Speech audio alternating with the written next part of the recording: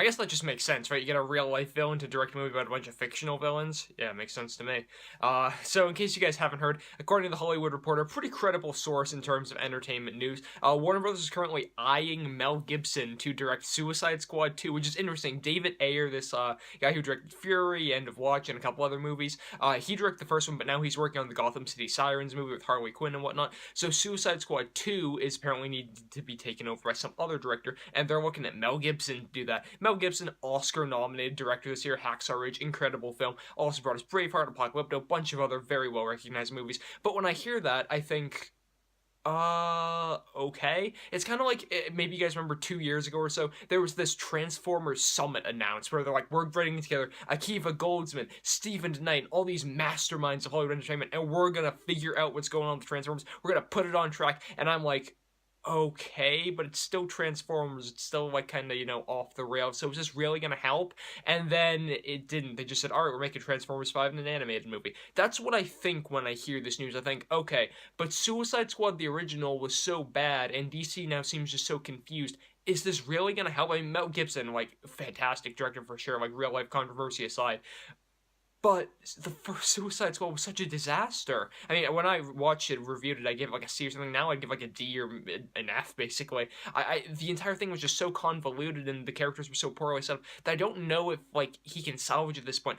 And also, I'm not even, like, when I hear Mel Gibson like, being eyed to direct this movie, I'm like, okay, assuming he does direct it, it could actually be good. It could, like, somehow salvage the first one, make a respectable second movie. But I'm not, I know he's not going to direct it because, first of all, the Hollywood Reporter said that Warner Brothers is eyeing Mel Gibson to direct it. Well, I could be eyeing Emma Stone or Jennifer Lawrence to take it to the prom this year. That could mean nothing. When they say that they're in talks with Matt Reeves to direct the Batman, that means that he's either going to be signed or he's going to be off the project within 2 weeks. Like, we're going to hear whether or not that's a thing. When they said they're eyeing him, that could mean anything. That could mean that they could be eyeing Emma Stone to play Catwoman. Like I said, I could be eyeing Jennifer Lawrence to take to the prom. Eyeing really doesn't mean anything. The fact that they're saying that, it feels like it's just a publicity stunt that really doesn't say anything.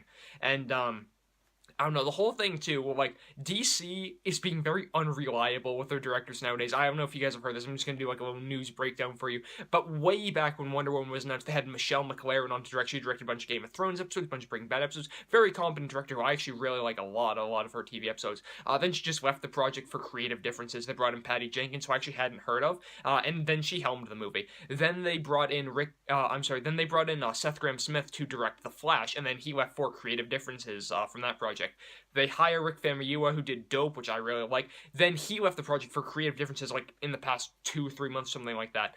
And now, apparently, Flash is going back for rewrites, and then Ben Affleck, who for the longest time was in talks who was confirmed to direct The Batman. He just drops off randomly from a movie he was starring in and he wrote and he was producing.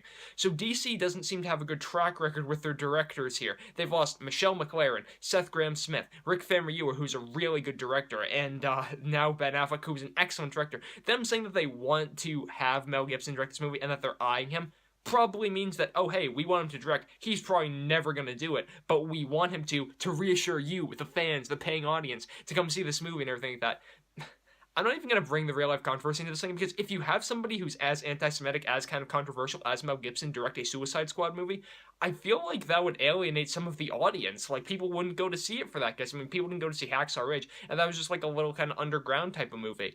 This is like a big budget movie. People know that Mel Gibson's like a villain in real life, like I said. So the whole thing just kind of baffles me. That's why I don't do these news breakdowns that often. But like I said, the whole thing where it feels like it's a publicity stunt for DC to say, hey, we've got it together. We promise. Like, nothing's going wrong in our studio. Please, please, please come support Wonder Woman and Justice League and Suicide Squad 2 and everything. Like I said, I heard this rumor that Ben Affleck might not even play Batman in the standalone Batman movie, which I wouldn't be surprised about. Like, don't take that to the bank. I don't think it's true.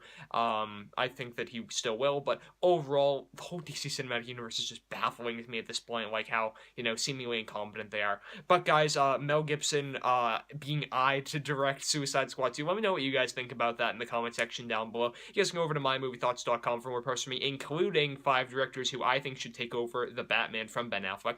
You guys can follow me on Twitter. I am at John M. Hayeck, and subscribe to this YouTube channel for tons more posts from me as well. You guys can like this video, comment on it, share it on some friends. I am John Hayeck, and as always, thank you guys so much for watching.